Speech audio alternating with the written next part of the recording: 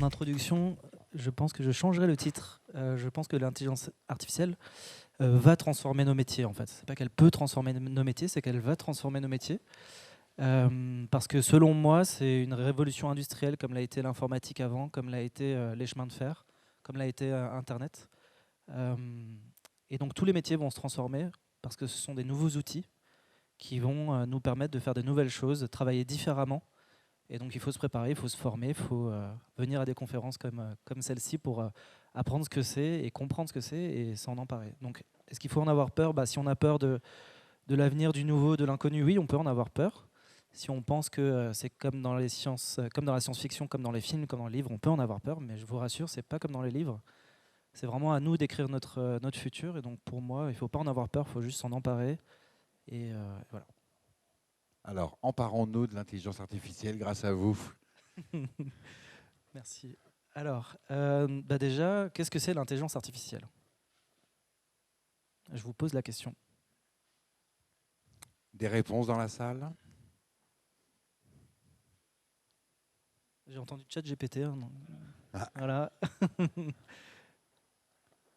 Est-ce qu'il y a d'autres personnes qui ont un avis sur la question ? Qu'est-ce que c'est pour vous l'intelligence artificielle ?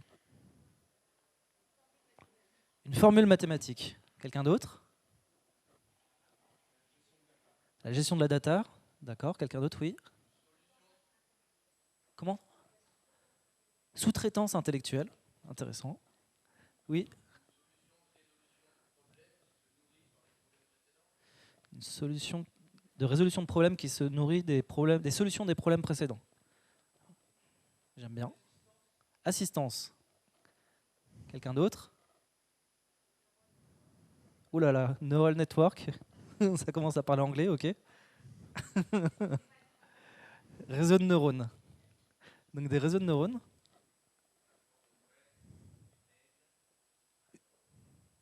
Dites plus fort. Une aide différent de assistance ou similaire ?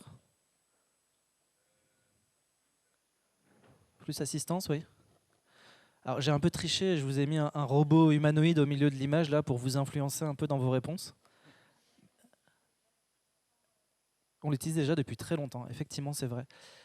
Eh ben, je vous invite à regarder sur votre téléphone et chercher intelligence artificielle sur Google Images. Allez dans Google Images et regardez. Ah, vous n'avez pas de réseau, ok, bah alors.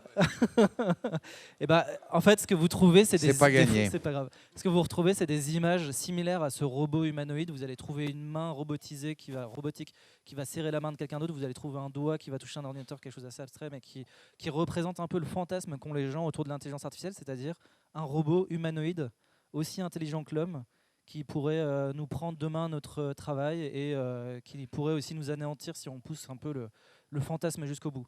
Et ça, sachez que c'est dans l'inconscient de tout le monde. Pourquoi ? Parce que c'est tiré de la science-fiction, mais aussi parce que les journalistes l'utilisent à fond et parce que ça permet de cliquer sur les articles, en fait, de voir ces photos qui font peur, en fait, des robots comme celui-ci. Il a l'air un peu sympa, mais on pourrait se dire qu'il pourrait être méchant s'il était en rouge plutôt qu'en bleu, quoi. En fait, l'IA, c'est pas du tout ça. Hein. C'est pas des robots aujourd'hui. L'IA, vous l'avez dit, on l'utilise tous les jours. En venant ici, j'ai utilisé mon GPS. Et ben, en fait, dans le GPS, il y a de l'intelligence artificielle. Le soir, quand je choisis mon film sur Netflix, il me recommande des films. Bah, ça, c'est de l'intelligence artificielle qui trie les films. En fait, on s'en sert déjà couramment. C'est juste qu'on ne le voit pas parce que c'est des programmes qui sont un peu plus intelligents qu'un programme classique. Et en fait, les petits pictos que je vous ai mis autour, c'est ça en fait aujourd'hui l'intelligence artificielle. C'est de la recherche. Quand vous faites une recherche dans un moteur de recherche, il y a de l'intelligence artificielle qui va trier les sites web, qui va analyser le contenu des sites et qui va vous retourner le site le plus pertinent. J'ai mis une petite image aussi, parce que, un petit œil aussi, parce qu'aujourd'hui, l'intelligence artificielle est capable de reconnaître ce qu'il y a sur des images, reconnaître ce qu'il y a sur des vidéos. Pourquoi faire ? Pour pouvoir vous montrer la bonne image quand vous faites une recherche sur Google Images, par exemple. Pour pouvoir faire des recherches sur YouTube aussi. C'est aussi une petite oreille, parce qu'aujourd'hui, vous avez les assistants vocaux. Vous dites OK Google et vous formulez une question. Et vous pouvez faire des recherches naturellement maintenant avec la voix dans des moteurs de recherche. Et donc pour ça, il faut pouvoir décoder la voix et transformer la voix dans du texte. Et je pense que le symbole le plus important sur cette slide, et s'il y a une chose que vous devez vous rappeler, c'est ça, c'est le petit rouage qui est en bas à droite. Parce qu'en fait, c'est rien d'autre qu'un rouage dans un système d'information, dans un programme, enfin c'est un programme informatique qui a des entrées et qui a des sorties, et qui fait qu'une seule chose, la chose pour laquelle on l'a programmé. Donc s'il doit reconnaître des images, eh ben, il reconnaîtra des images et demain il n'ira pas faire autre chose, le programme informatique, parce qu'il a été programmé pour ça. Et donc l'intelligence artificielle aujourd'hui, ce sont des programmes qui sont effectivement assez puissants aujourd'hui, mais qui réalisent des tâches pour lesquelles on les a programmés, pour lesquelles on leur a demandé de réaliser ces choses-là. Il lui manque que l'odorat. Il manque l'odorat. Il y a une start-up à Grenoble qui travaille sur ça, sur l'analyse de l'odorat. Mais effectivement, à partir du moment où on lui donne de l'information, que ce soit des images, de l'odorat, du son, du texte, et qu'on a une tâche bien précise en tête qu'on veut lui faire, on peut apprendre sur les données. Vous avez parlé des data tout à l'heure.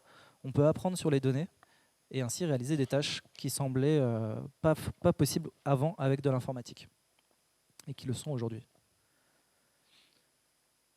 Et la première fois qu'on a parlé d'intelligence artificielle, c'était quand? En tout cas, la presse en a parlé pour la boîte automatique de vitesse. Ça semble absurde aujourd'hui de dire qu'une boîte automatique de vitesse, c'est de l'intelligence artificielle. Mais à l'époque, oui, c'était magique, c'était intelligent, c'était... Voilà.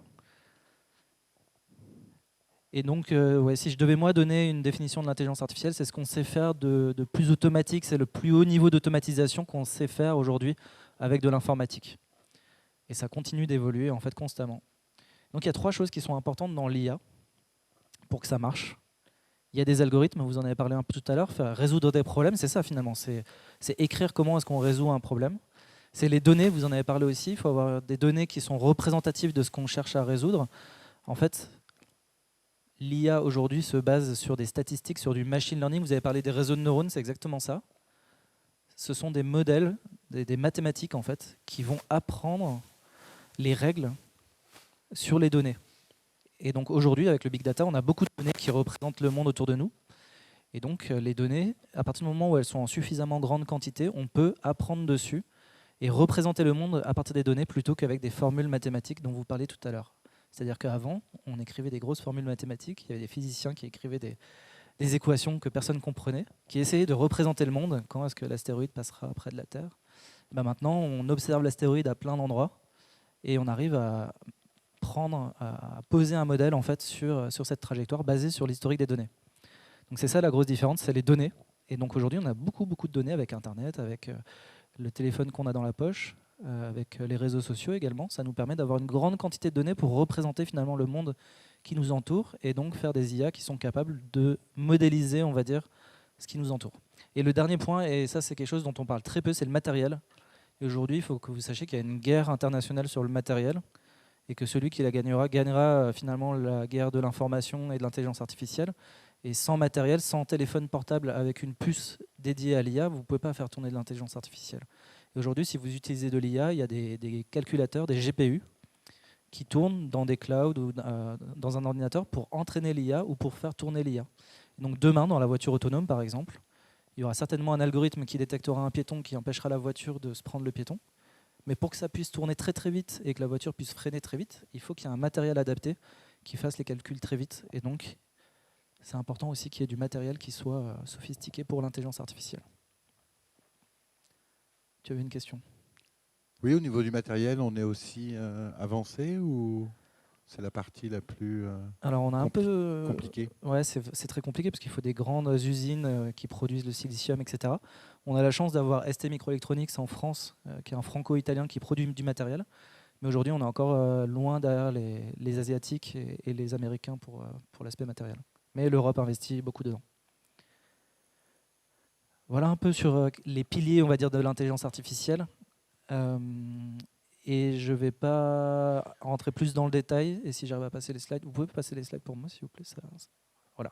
Je vais vous montrer maintenant plutôt des applications, des exemples concrets de pourquoi est-ce que l'IA justement a bien progressé ces derniers temps. Alors ça, c'était un des challenges un peu difficiles qui a été réalisé par IBM Watson, qui est une intelligence artificielle. Le jeu s'appelle Jeopardy et il faut trouver la question à partir de la réponse. Et donc jusque-là, c'était des humains qui étaient très forts. Apparemment, là, c'était Ken et Brad qui étaient les champions de ce jeu. Et ils ont été battus par l'intelligence artificielle. Et donc, qu'est-ce qu'elle a fait? Pas grand-chose. Elle avait accès à Wikipédia. Et elle arrivait en fait à faire des recherches très rapides et très intelligentes dans Wikipédia. Et parce que Wikipédia était suffisamment complet, elle a réussi du coup à battre les deux champions. Un autre exemple, c'est la détection d'émotions. Alors la détection d'émotions, à quoi ça sert? à part à savoir que cette personne a l'air d'être triste à 99%, mais peut-être que c'est autre chose, on ne sait pas. Mais en tout cas, l'IA dit qu'il est triste.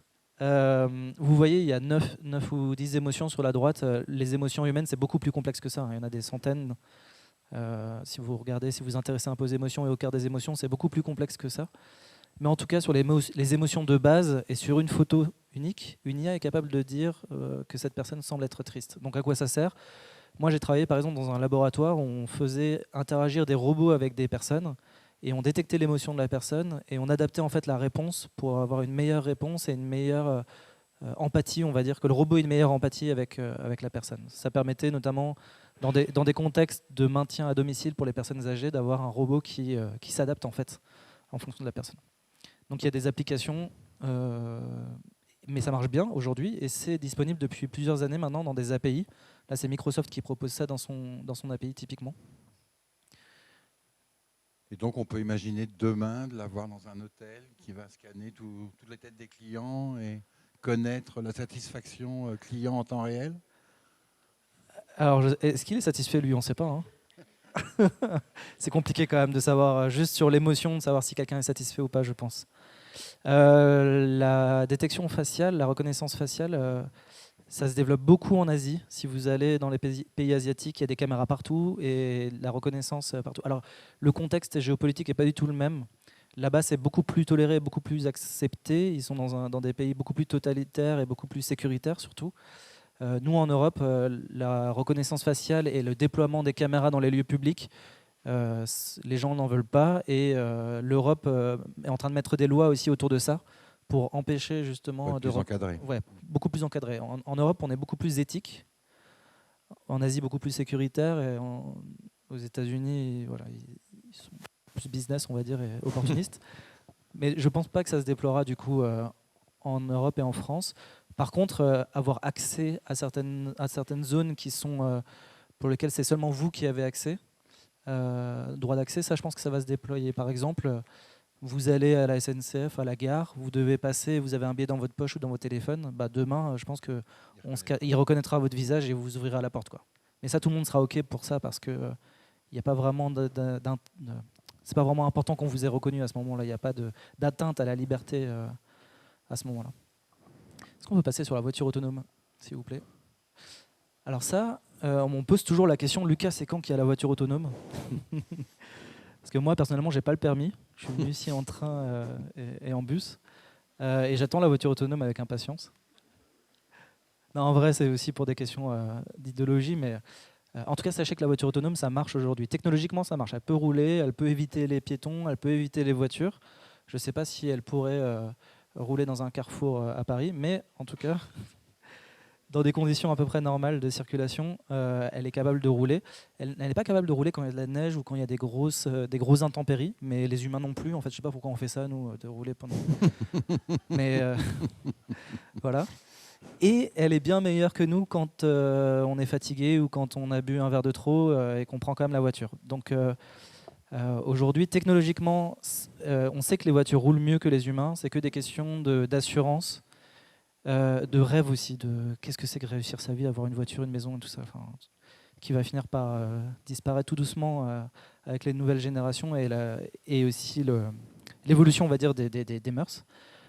Même si l'industrie automobile est encore une industrie très puissante, elle va quand même réduire, je pense. Et ce qui va venir en fait avec les voitures autonomes, c'est aussi le partage, le fait de pouvoir partager une voiture, ne plus être forcément propriétaire de sa voiture, mais d'avoir besoin d'aller quelque part et qu'une voiture vienne vous chercher, vous dépose.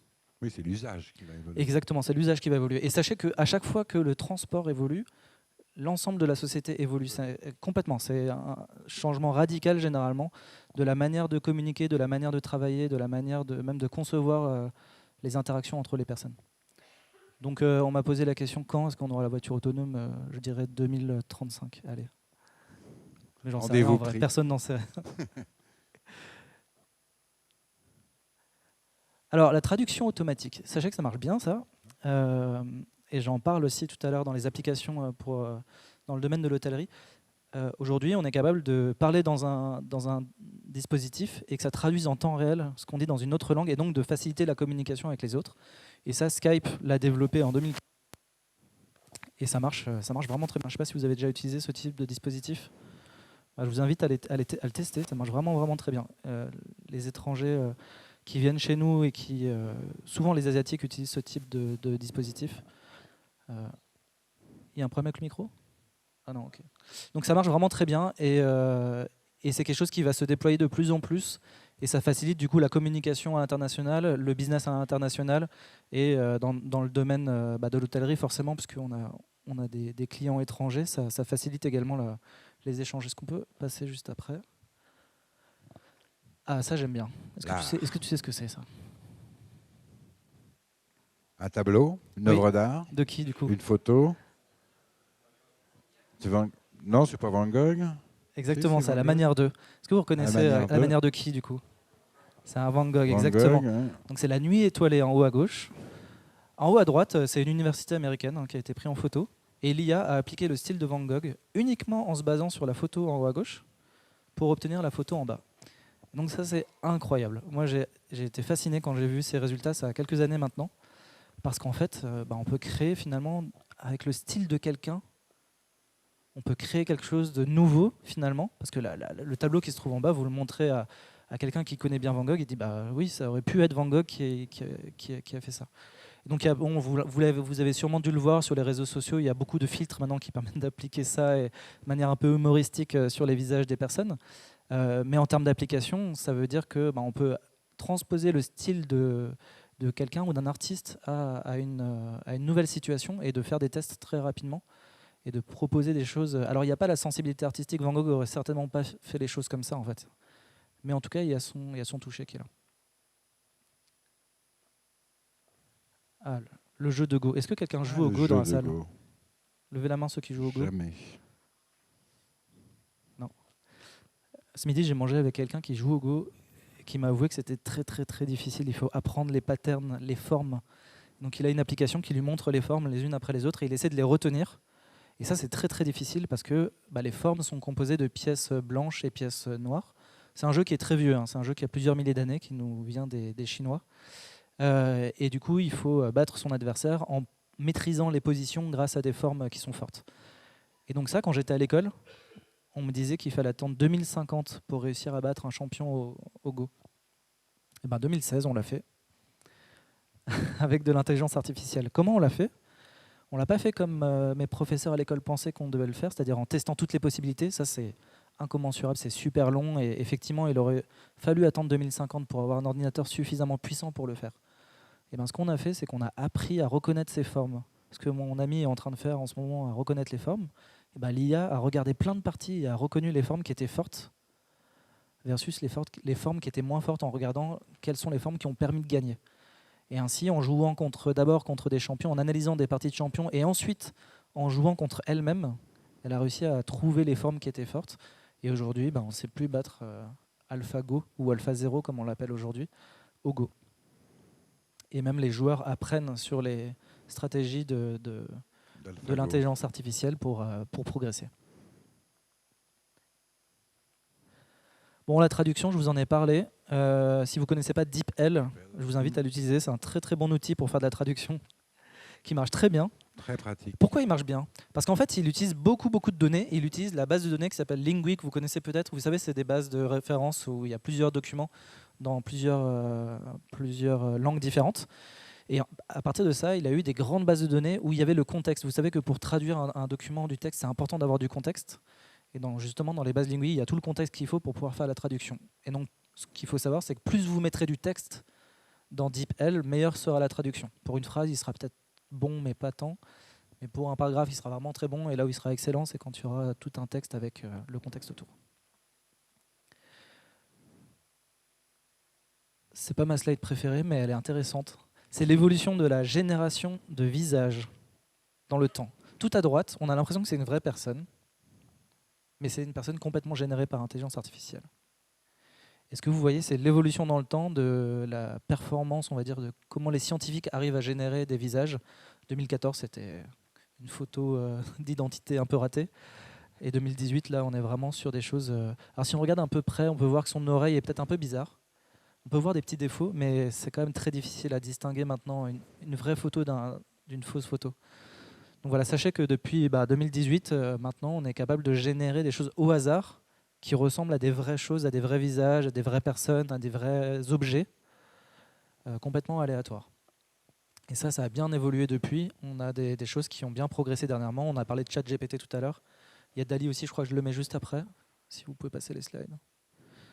Ah non, je voulais parler d'autre chose qui est vraiment important aussi. C'est l'évolution des mœurs et de la... Tu disais tout à l'heure, est-ce qu'il faut en avoir peur de l'intelligence artificielle ? Eh bien, il y avait un métier qui avait très peur de l'intelligence artificielle, c'était la médecine, les médecins. Les médecins avaient très peur de l'IA, pourquoi ? Parce qu'ils pensaient que l'IA allait les remplacer. Ils pensaient que l'IA demain poserait un diagnostic et qu'eux ne serviraient plus à rien et qu'ils perdraient leur métier. Et donc au début, quand j'ai commencé Néovision, maintenant il y a 9 ans, quand je discutais avec des médecins et que je leur parlais du potentiel de l'intelligence artificielle, ils en avaient peur, ils ne voulaient pas y aller. Et maintenant en 2023, j'ai plein de clients médecins qui sont en train justement de créer des intelligences artificielles parce qu'ils ont compris une chose, c'est que l'IA ne va pas les remplacer, ça va être des outils d'aide à la décision, d'analyse, pour voir des choses qu'eux ne peuvent pas voir en fait avec leur œil, pour voir des cas rares qu'ils n'auront pas vus, ils n'en auront pas vu autant. Et là, c'est un bon exemple de détection de cancer du poumon en 3D, où pour la première fois, une IA a fait mieux qu'un médecin, et où les médecins ont compris en fait que la limite se trouvait dans le nombre de cas qu'ils pouvaient voir, et que c'était super d'avoir une IA qui posait un diagnostic. Parce que derrière, quelle est la meilleure performance qu'on obtient ? C'est quand un médecin utilise l'intelligence artificielle et qui contextualise l'information avec le patient, avec la compréhension qu'il a de la maladie, la compréhension qu'il a de son patient. Et c'est là qu'il va vraiment pouvoir avoir un bon diagnostic et un bon traitement pour le patient. Voilà, on arrive sur le 2022, DALL-E, la génération de texte à partir d'images. Vous avez vu que tout à l'heure, on était capable de générer une image au hasard. Et maintenant, avec du texte, contrôlé par du texte, on peut générer une image et on peut aussi générer du texte. Donc ça change beaucoup de choses parce que ça touche un nouveau métier, ça touche tout le monde exactement. Et ça touche le métier de la création aussi parce qu'il suffit sans avoir de connaissances techniques finalement, on est capable de générer des choses incroyables et des choses qui... Moi j'aurais été incapable de dessiner ça par exemple ou de modifier la photo pour obtenir une image comme cela. Et l'autre exemple c'est ChatGPT qui se trouve juste après. On va passer très vite, je lui ai demandé de m'écrire un cours d'introduction à un cours d'intelligence artificielle, mais il m'a pas plu cette intro, même si elle est juste, ça correspond pas à mon style et à comment moi j'écris les choses en fait, ça correspond pas à ma façon de dire les choses. Vous voyez ce que je vous ai dit au début en introduction, lui il est très scolaire on va dire, et je lui ai posé une question il n'y a pas longtemps pour tester un peu son sens de l'humour. Alors je vais vous le lire, parce que je pense que c'est un peu petit pour vous. Je lui ai demandé, connais-tu la blague du coiffeur ? Alors il me répond, je suis désolé, je ne connais pas cette blague, coiffeur, est-ce que vous pouvez me la raconter ? Il est gentil, il me vous voit en plus. Je vais t'apprendre cette blague. Lorsque je finis une phrase par le mot quoi, il faut répondre feur, afin de former le mot coiffeur avec un jeu de mots. Il me dit, ah, je comprends maintenant, c'est une blague amusante, merci de me l'avoir apprise. Alors je lui dis, je vais maintenant te tester. Je vais finir ma phrase par quoi et tu devras répondre feur. As-tu compris ? Il me dit, oui, j'ai compris, allez-y, posez votre question qui se termine par quoi ? Je lui dis, tu fais quoi ? Il me dit, je suis un programme informatique, je suis en train de répondre à vos questions, feur. Des années de recherche. Exactement. Alors ça, c'est génial. Ce petit exemple est génial parce que ça montre à quel point on pourrait croire qu'on est en train de discuter avec quelqu'un qui comprend ce qu'on dit, qui comprend l'humour, et qu'en fait, à la fin, on se rend compte qu'il est complètement dans les choux et que c'est juste un programme informatique qui a appris à répondre à des phrases. Donc, il n'est pas capable de comprendre le sens de l'humour, ni de contextualiser, ni de faire ce que vous avez fait tout à l'heure tous ensemble, c'est-à-dire rigoler, simplement, purement et simplement. Et c'est pour ça qu'aujourd'hui, l'IA reste encore très loin de nos capacités à nous, les humains, et qu'il faut comprendre en fait que c'est qu'une machine et l'utiliser correctement en fait pour ce qu'on veut en faire. Et donc, qu'est-ce qu'on veut en faire ? C'est ça qui est important. Parce qu'une fois qu'on a compris ça, il faut se poser la question de qu'est-ce qu'on peut en faire en fait de l'intelligence artificielle. Et le plus important selon moi, c'est l'usage. Tu parlais tout à l'heure de l'usage de la voiture autonome, les transformations des usages. C'est quels sont les usages en fait de l'intelligence artificielle. Et si on revient sur le domaine de l'hôtellerie, c'est ce que j'ai essayé de faire pour vous aujourd'hui. C'est juste après. Qu'est-ce que l'IA peut apporter dans cette industrie ? Alors pour moi, c'était difficile parce que je pense qu'il y a vraiment beaucoup de choses. Vraiment beaucoup de choses. J'essaie de vous mettre, avec mon expérience, avec les gens avec qui j'ai pu discuter, j'ai discuté avec des gens qui sont dans ce secteur-là, qui ont des gens un peu visionnaires, qui ont eu quelques idées, mais aussi des recherches que j'ai pu faire sur Internet. Alors il faut débroussailler le vrai du faux, parce qu'il y a des gens qui communiquent sur des choses qui sont absolument pas faisables selon moi. Donc là, j'ai essayé de vous sélectionner vraiment les sujets qui me semblent les plus intéressants. Le premier pour moi, c'est le contrôle qualité. Alors ça, c'est vraiment un cas d'usage qui m'a été donné par vraiment quelqu'un qui est dans le domaine et qui me disait: Lucas, est-ce qu'on peut, avec de l'IA, contrôler sur le linge, ce qui n'est pas des taches, qui n'est pas des déchirures, des défauts, des choses comme ça. Et effectivement, on peut mettre des caméras, et aujourd'hui c'est contrôlé à la main par des humains, et on peut faire du contrôle qualité en automatique du linge et s'assurer qu'en fait le linge est toujours de bonne qualité avec de l'IA, et mettre de côté le linge qui n'est pas propre. Un autre cas d'usage, on en a déjà parlé, c'est faciliter la communication internationale. Au lieu d'avoir les différents étages en français, en anglais et peut-être en chinois, et le menu dans les différentes langues, on pourrait imaginer des traducteurs, des tablettes ou des interfaces qui sont disponibles pour que chaque personne de tous les pays, de toutes les langues, puisse communiquer facilement avec l'hôtel et avec les clients. Un autre cas d'usage, j'adore cette image parce que j'adore ce film, Grand Budapest Hotel, c'est le concierge, justement, Lodi Boy. Je vous ai donné un exemple concret d'un hôtel à Las Vegas qui a mis un concierge numérique qui s'appelle Rose. Et donc Rose, c'est quoi? C'est un numéro de téléphone à qui vous pouvez envoyer des SMS ou des messages vocaux et qui vous répond.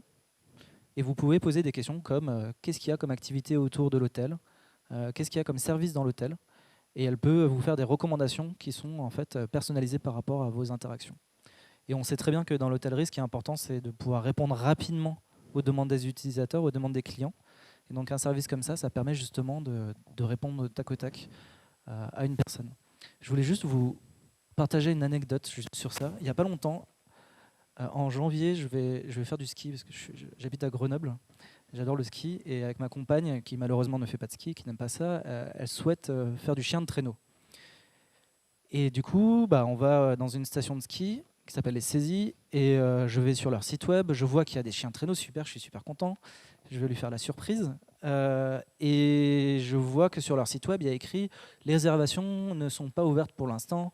Attendez quelques jours, ça va bientôt arriver. » Bon, j'attends quelques jours, je reviens la semaine prochaine, toujours le même message. Je dis bon, je reviens la semaine d'après, toujours le même message, ça vient dans quelques jours. Alors je me dis bon, je vais chercher sur Facebook ou sur Internet, je tombe sur les réseaux sociaux, et sur leur Facebook, je vois que leur site web est en maintenance le 6 novembre. Ah oui. Qu'ils ont des problèmes techniques et que ça vient venir bientôt. Un autre message la semaine d'après qui dit dans quelques jours c'est réglé, et puis après plus de message, plus rien du tout. Je me dis ok, bon, ils sont en galère avec leur prestataire informatique et ils veulent pas l'avouer à leurs clients. Je leur envoie un petit message du coup sur Messenger, parce qu'on peut faire ça. Je dis bonjour, j'ai vu que les réservations ne sont pas possibles pour l'instant, j'aimerais bien réserver. Je vois que c'est dans quelques jours, est-ce que vous pourriez me donner de la visibilité pour que je puisse m'organiser? Et là, je reçois un message automatique qui me dit « Bonjour, pour réserver vos activités, veuillez vous rendre sur notre site web avec le lien ci-dessous. Merci, bonne journée. » Alors, je leur réponds « Merci, je suis déjà allé sur le site et ça fait un moment que j'attends. Est-ce que vous pourriez me... » Voilà. Le même message, copié-collé, exactement identique, qui me répond la même chose. Donc, je suis très, très, très, très frustré. Un chatbot. Et voilà, un chatbot très mal fait et qui finalement... a un impact négatif finalement sur leur image. Et dans ce cas-là, il vaut mieux mettre un message pour dire on ne sait pas et on reviendra vers vous, plutôt que de dire c'est bientôt et avoir un chatbot qui envoie un message automatique. Donc non, il y a juste il y a pas de numéro, pas de téléphone, il y a juste ah non, la relation client là, elle est vraiment pas bonne. Non, il n'y a pas de relation client. Ouais. A-t-on des questions dans la salle?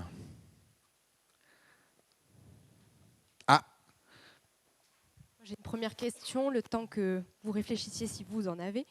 C'est une question que j'ai par rapport à une discussion que j'avais eue avec toi, Martin. En fait, on se demandait si aujourd'hui, ou bientôt, je ne sais pas, l'IA pourra comparer, puisqu'elle apprend, plus on lui partage, plus elle apprend, si aujourd'hui elle est en mesure de comparer des images avec, par exemple, d'autres fichiers, un tableau Excel, un appel d'offres, etc. Ce matin, on a beaucoup parlé d'achat. Donc, est-ce que si je publie mon image, est-ce que l'IA peut comparer plusieurs dossiers? Comment ça va pouvoir modifier nos métiers sur ce sujet? Oui, oui, l'IA est capable maintenant d'analyser des grands documents et pouvoir extraire automatiquement des informations de ces documents-là. Il y a des startups qui se spécialisent sur l'analyse d'appels d'offres typiquement pour pouvoir s'assurer que la réponse répond bien à tous les éléments de l'appel d'offres, parce que souvent on va se concentrer sur un point qui est vraiment essentiel ou important pour nous, alors que d'autres points peuvent être aussi importants dans un appel d'offres. Donc il y a des solutions qui commencent à sortir de ça. Ce qui est difficile quand même aujourd'hui, c'est que les documents peuvent être très hétérogènes, très différents. Vous parliez d'Excel, ça peut être un PDF, ça peut être un Word, etc. Il peut y avoir des images aussi analysées. Donc aujourd'hui, c'est encore le début. Mais il va y avoir des solutions qui vont venir petit à petit pour simplifier, on va dire, le travail des gens qui analysent des grands documents. Et typiquement, ChatGPT est très très bon pour faire des résumés. Et donc moi, un des conseils que je vous donne pour utiliser ces outils-là, c'est vous en servir pour faire des synthèses d'informations. Quand vous avez des énormes documents, donne-moi les 5 points clés de ce document typiquement. Et là, ça vous permet après d'aller creuser les points clés et d'aller rechercher l'information de cette manière-là. Ok, merci beaucoup. Par rapport à l'IA, on investit moins que la Chine et que les États-Unis. Pour autant, on investit quand même. La France aussi investit beaucoup. En ce moment, la France a lancé un programme qui s'appelle IA Booster, qui est un programme de subvention pour aider les PME à innover grâce à l'intelligence artificielle. On commence par des missions de conseil, ensuite des missions d'accompagnement pour intégrer l'IA dans l'entreprise. C'est de l'accompagnement pour que les entreprises se lancent. Il n'y a pas encore, de grosses licornes, on va dire, en France et en Europe, comme il peut y avoir dans d'autres, en Chine ou aux États-Unis. Mais ça va venir. Je pense, oui. Oui. Bonjour, moi je suis designer et éditeur de mobilier. J'ai une question qui est liée au droit d'auteur. Si demain j'ai une demande d'un client qui me dit voilà, j'ai besoin d'un meuble, peu importe, une bibliothèque pour mettre chez moi, et qui me dit j'aimerais un produit dans le style 2, mais plutôt dans tel matériau, enfin il me donne quelques pistes en fait de réflexion. Si j'ai pas trop d'idées et que je demande à une intelligence artificielle de me proposer des designs, enfin au moins qui peuvent être au moins une piste, est-ce que pour autant je peux m'approprier le droit d'auteur ? Oui, ce dont vous parlez, c'est le generative design, c'est-à-dire générer des designs à partir d'une IA ou du texte. Et effectivement, la génération d'images, de textes ou même de modèles dont vous parlez sont libres de droit. Donc vous avez le droit de les utiliser. C'est-à-dire que l'utilisateur qui crée le contenu est propriétaire du contenu et donc peut l'utiliser effectivement. Après, faites attention parce que si vous cherchez... C'est comme un créatif. Un créatif, moi je suis très créatif, j'ai ça aussi. C'est que parfois on a l'impression d'avoir une idée originale et en fait c'est juste qu'on s'est inspiré de plein de choses et que notre cerveau a convergé vers ça à un moment donné. Et on peut avec les outils, on peut arriver au même biais, au même travers. Donc il faut faire attention à ça aussi. Mais ouais, pour répondre très concrètement, au niveau de la propriété intellectuelle, vous pouvez utiliser ce que vous générez avec une IA. Oui. Dernière question et après on clôture. Oui, décidément. Moi, ma question, c'était, est-ce qu'il y a aujourd'hui un logiciel qu'on peut acheter dans le marché ou un plugin qu'on peut ajouter à nos logiciels pour utiliser cette intelligence artificielle ou pas? Non.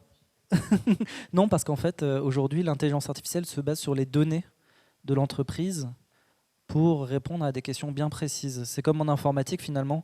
On peut faire n'importe quel type de programme informatique, n'importe quel type de site web, on peut faire n'importe quel type d'intelligence artificielle. Et donc, c'est très spécifique et très sur mesure. Il y a des boîtes à outils qui existent, qui permettent d'aller plus vite, mais derrière, c'est du développement pour répondre à des besoins. Je vais passer très très rapidement mes 3 dernières slides, comme ça vous voyez les autres cas d'usage que j'avais identifiés. C'était la prédiction de la demande. Ça, on me l'avait demandé, c'est-à-dire savoir les événements qui se trouvent autour d'un hôtel pour pouvoir anticiper les demandes des chambres. L'exemple d'après, c'est Accor Hotel qui a déployé du smart pricing en fonction de ses propres tarifs et les tarifs des concurrents également. Ça, c'est des choses qui existent depuis très longtemps dans l'aviation, par exemple, dans le train également. Et les 2 derniers sujets, pour moi, c'est la chambre intelligente. Ce que vous avez aujourd'hui chez vous avec Siri qui répond à vos questions et où vous posez, en fait, mettre un minuteur ou mettre de la musique. À mon avis, demain, ça sera également un peu partout, dans tous les endroits qui apportent du service, comme allumer la télé, faire une commande de service à l'étage, etc. Et le dernier exemple, selon moi, qui est mon préféré, Alors moi, je suis fan de science-fiction et j'adore les astronautes. Et je pense que si j'entre dans ma chambre et que j'ai ça sur l'écran plutôt qu'un feu de cheminée, je serais super content et super heureux. Et je pense qu'avec l'IA générative, on peut justement personnaliser les chambres et les adapter au thème, enfin au goût de l'utilisateur. Et aujourd'hui, c'est à porter vraiment, au niveau technologique, en tout cas, c'est des choses qui sont possibles. Allez, une dernière question.